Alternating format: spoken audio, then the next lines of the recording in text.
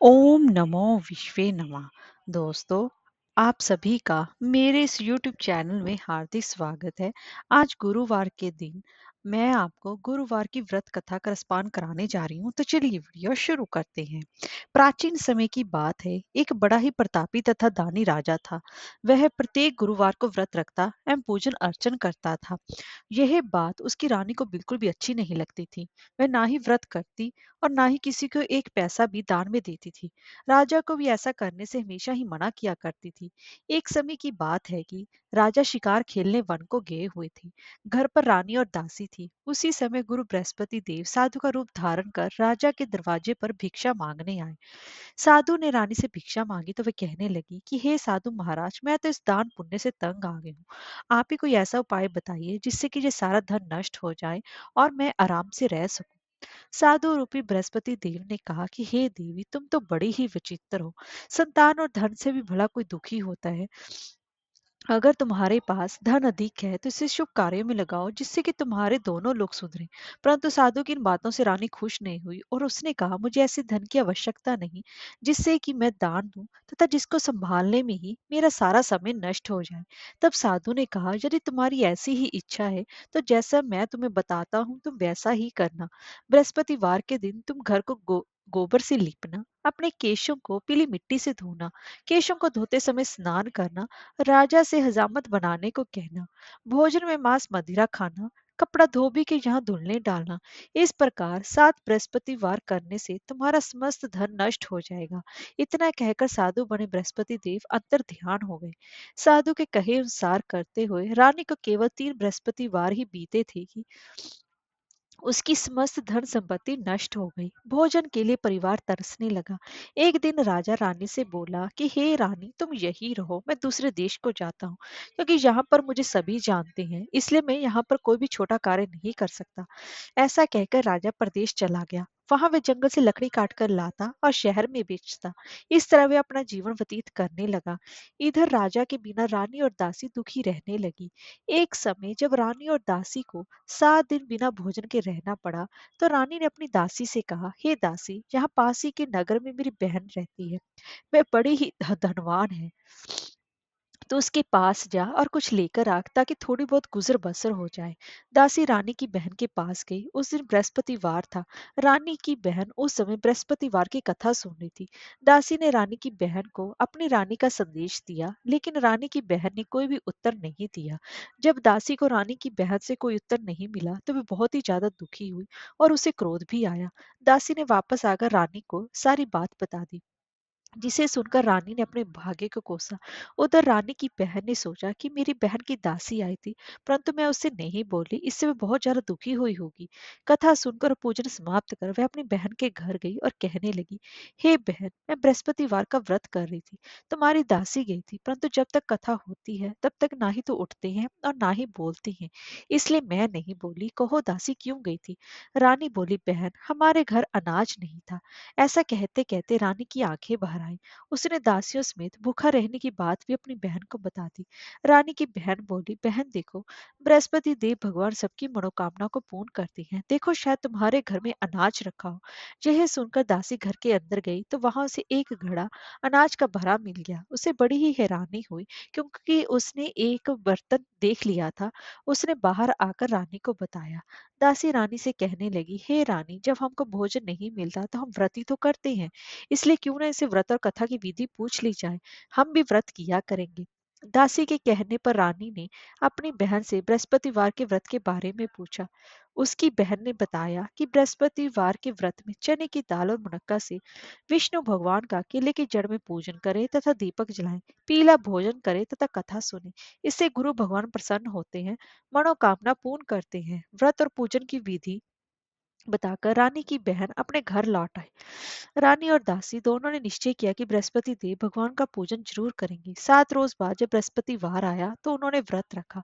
घोड़साल में जाकर चना और गुड़ बीन लाई तथा उसकी दाल से केले की जड़ तथा विष्णु भगवान का पूजन किया। अब पीला भोजन कहाँ से आए? दोनों बड़ी ही दुखी हुई। परंतु उन्होंने व्रत किया था, इसलिए बृहस्पति देव भगवान उनसे अत्यंत ही प्रसन्न थे। एक साधारण व्यक्ति के रूप में वे 2 थालों में सुंदर पीला भोजन लेकर आए और दासी को देकर बोले कि हे दासी, ये भोजन तुम्हारे लिए और तुम्हारी रानी के लिए है, इसे तुम दोनों ही ग्रहण करना।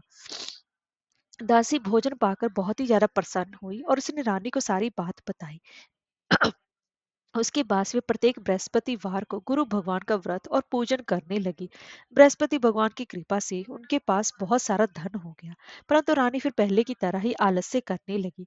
तब दासी बोली, देखो रानी, तुम पहले भी इस प्रकार आलस्य करती थी। तब दासी बोली, तुम्हें धन को रखने में कष्ट होता था, इस कारण सभी धन नष्ट हो गया। अब गुरु भगवान की कृपा से धन मिला है, तो फिर तुम्हें आलस्य होता है। बड़ी मुसीबतों के बाद हमने ये धन पाया है, इसलिए हमें दान पुण्य करना चाहिए। अब तुम भूखे मनुष्यों को भोजन कराओ, प्याऊ लगवाओ, ब्राह्मणों को दान दो, कुआं, तालाब, बावड़ी आदि का निर्माण करवाओ, मंदिर पाठशाला बनवाकर ज्ञान दान दो, कुमारी कन्याओं का विवाह करवाओ, अर्थात धन को शुभ कार्य में खर्च करो, जिससे तुम्हारे कुल का यश बढ़े तथा स्वर्ग प्राप्त और पितर भी प्रसन्न हो। दासी की बात मानकर रानी शुभ कर्म करने लगी और उसका यश फैलने लगा।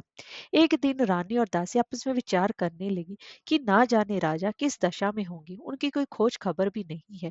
उन्होंने श्रद्धा पूर्वक गुरु बृहस्पति भगवान से प्रार्थना की कि राजा जहाँ कहीं भी हो वह शीघ्र ही वापस आ जाए।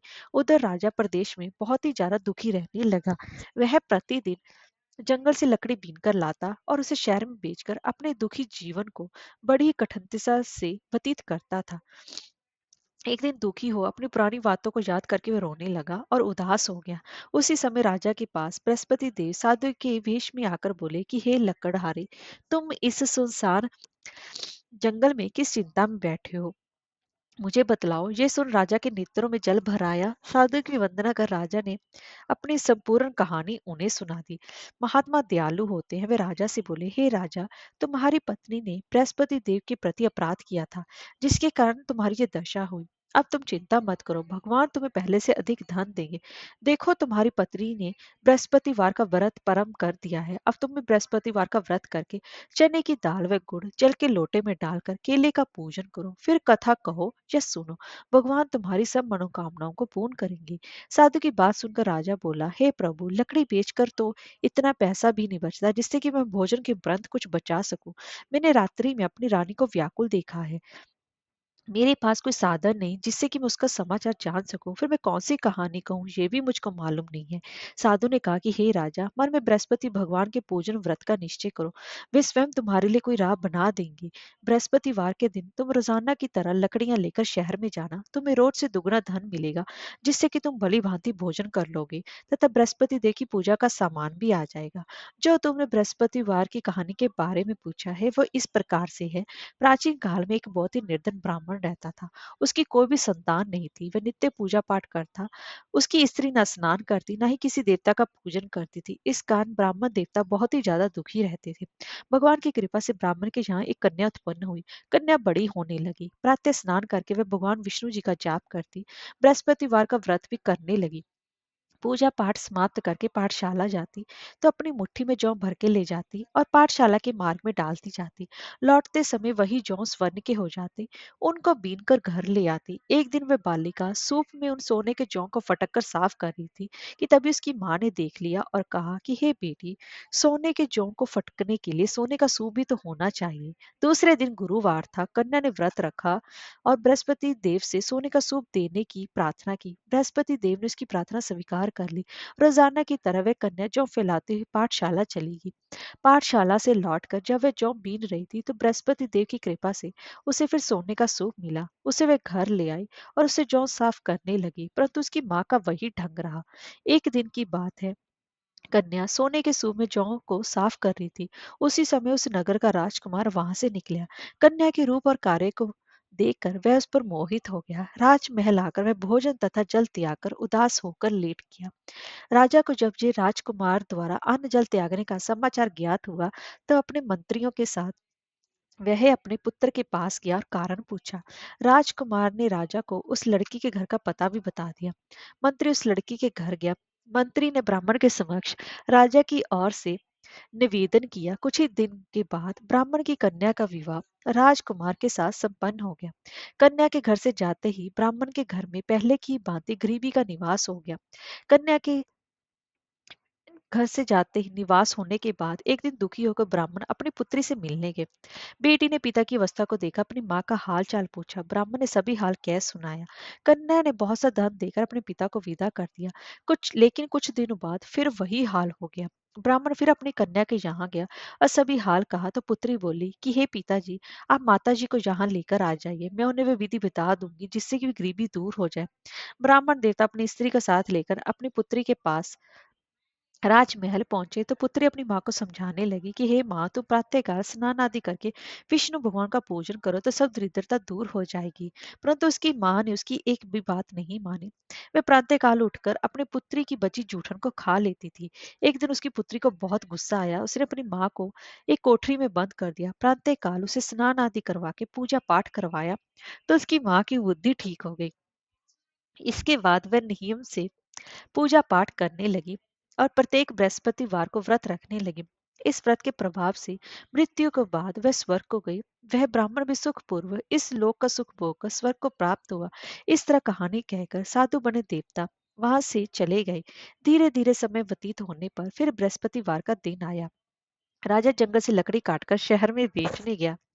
उसे उस दिन और और दिनों से अधिक धन मिला। राजा ने चना गुड़ आदि लाकर बृहस्पतिवार का व्रत किया। उस दिन के उसके सभी क्लेश दूर हुए। परंतु जब अगले गुरुवार का दिन आया तो वह बृहस्पतिवार का व्रत करना भूल गया। इस कारण बृहस्पति भगवान नाराज हो गए। उस दिन उस नगर के राजा ने विशाल यज्ञ का आयोजन किया हुआ था तथा अपने समस्त राज्य में घोषणा करवा दी थी कि सभी मेरे यहाँ भोजन करने आए।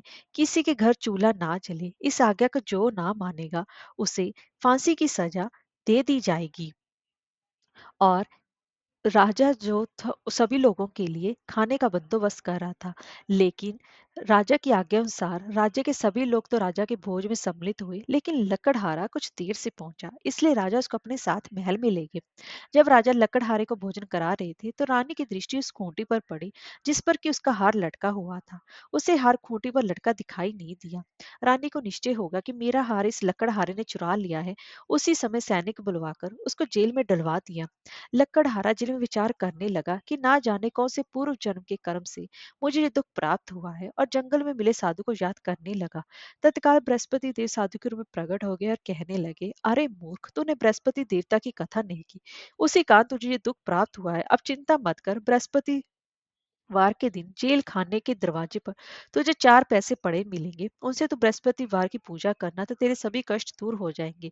अगले बृहस्पतिवार उसे जेल के द्वार पर 4 पैसे मिले। राजा ने पूजा का सामान मंगवाकर कथा कही और प्रसाद बांटा। उसी रात्रि में बृहस्पति देव ने उस नगर के राजा को स्वप्न में कहा कि हे राजा, तूने जिस जेल में बंद किया है उसे कल छोड़ देना, वह निर्दोष है। राजा प्रातःकाल उठा और खूंटी पर हार टंगा देकर लकड़हारे को बुलाकर क्षमा मांगी तथा राजा के योग्य सुंदर वस्त्र आभूषण भेंट कर उसे विदा कर दिया।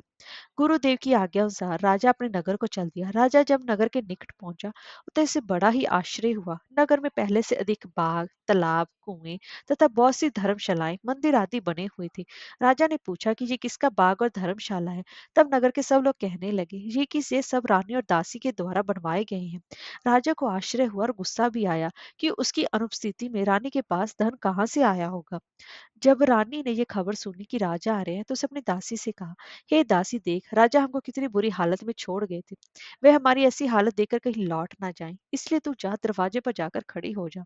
रानी की आज्ञा अनुसार दासी दरवाजे पर खड़ी हो गई और जब राजा आए तो उन्हें अपने साथ महल में लिवा लाई। तब राजा ने क्रोध करके अपनी तलवार निकाली और पूछने लगा, बताओ ये धन तुम्हें कैसे प्राप्त हुआ है। अब रानी ने सारी कथा उन्हें कह सुनाई। राजा ने निश्चय किया कि मैं रोजाना दिन में 3 बार कहानी कहा करूंगा और रोज व्रत किया करूंगा। अब हर समय राजा के दुपट्टे में चने की दाल बंधी रहती तथा दिन में 3 बार कहानी कहता। एक रोज राजा ने विचार किया कि चलो अपनी बहन के यहाँ हो आऊं। इस तरह का निश्चय कर राजा घोड़े पर सवार होकर अपनी बहन के यहाँ चल दिया। मार्ग में उसने देखा कि कुछ आदमी एक मुर्दे को लिए जा रहे थे। उन्हें रोककर राजा कहने लगा, अरे भाइयों, बृहस्पतिवार की कथा सुन लो। वे बोले, लो हमारा तो आदमी मर गया है, इसको अपनी कथा की पड़ी है। परंतु कुछ आदमी बोले, अच्छा कहो, हम तुम्हारी कथा भी सुनेंगे।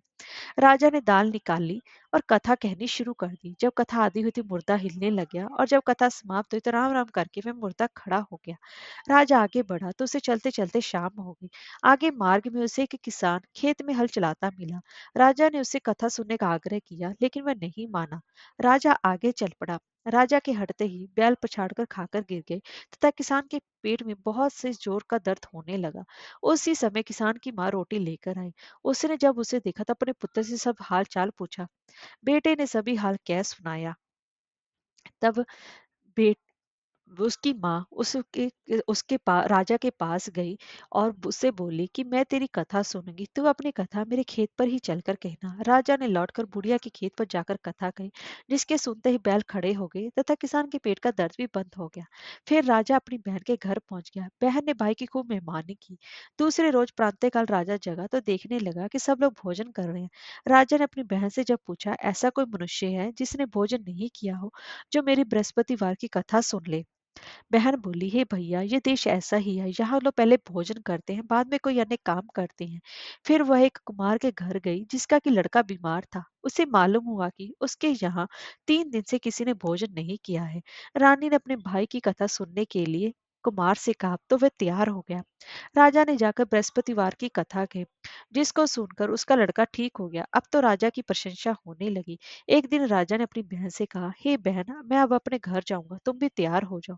राजा की बहन ने अपनी सास से अपने भाई के साथ जाने की आज्ञा मांगी। सास बोली, हाँ चली जा, मगर अपने लड़कों को मत ले जाना, क्योंकि तेरे भाई की कोई भी संतान नहीं होती है। बहन ने अपने भाई से कहा, हे भैया, मैं तो चलूंगी, मगर कोई बालक नहीं जाएगा। अपनी बहन को भी छोड़कर दुखी मन से राजा अपने नगर को लौट आया। राजा ने अपनी रानी को सारी बात बताई और बिना भोजन किए वह शैया पर लेट गया। रानी बोली, हे प्रभु, बृहस्पति देव ने हमें सब कुछ दिया है, वे हमें संतान अवश्य देंगे। उसी रात बृहस्पति देव ने राजा को स्वप्न में कहा, हे राजा, उठ, सभी सोचते आए थे, तेरी रानी गर्भवती है। राजा को जानकर बड़ी खुशी हुई। 9वें महीने रानी के गर्भ से एक सुंदर पुत्र पैदा हुआ। तब राजा बोला, हे रानी, स्त्री बिना भोजन के रह सकती है, परंतु बिना कहे नहीं रह सकती। जब मेरी बहन आए तो तुम मुझसे कुछ मत कहना। रानी ने हाँ कर दी। जब राजा की बहन ने ये शुभ समाचार सुना तो वह बहुत खुश हुई तथा बधाई लेकर अपने भाई के यहाँ आई। रानी ने जब तब उसे आने का उलाहना दिया। जब भाई अपने साथ ला रहे थे तब टाल गई, उसके साथ न आई और आज अपने आप ही भागी भागी बिना बुलाए आ गई। तो राजा की बहन बोली, भाभी, अगर मैं इस प्रकार ना कहती तो तुम्हारे घर औलाद कैसे होती? बृहस्पति देव सभी की मनोकामनाएं पूर्ण करते हैं। जो सद्भावना पूर्वक बृहस्पतिवार का व्रत करता है, वह कथा पढ़ता है अथवा सुनता है और दूसरों को भी सुनाता है, बृहस्पति देव उसकी सभी मनोकामनाएं पूर्ण करते हैं, उनकी सदैव रक्षा करते हैं। जो संसार में सद्भावना से गुरुदेव का पूजन एवं व्रत सच्चे हृदय से करते हैं, उनकी सभी मनोकामनाएं वैसी पूर्ण होती हैं जैसी सच्ची भावना से रानी और राजा ने बृहस्पति देव की कथा का गुणगान किया और उनकी सभी इच्छाएं बृहस्पति देव जी ने पूर्ण की। अनजाने में भी बृहस्पति देव की उपेक्षा ना करें, ऐसा करने से सुख शांति नष्ट होती है। इसीलिए सबको कथा सुनने के बाद प्रसाद लेकर जाना चाहिए और हृदय से उनका मनन करते जयकारा बोलना चाहिए। बोलिए बृहस्पति देव भगवान की जय, बोलिए भगवान विष्णु की जय।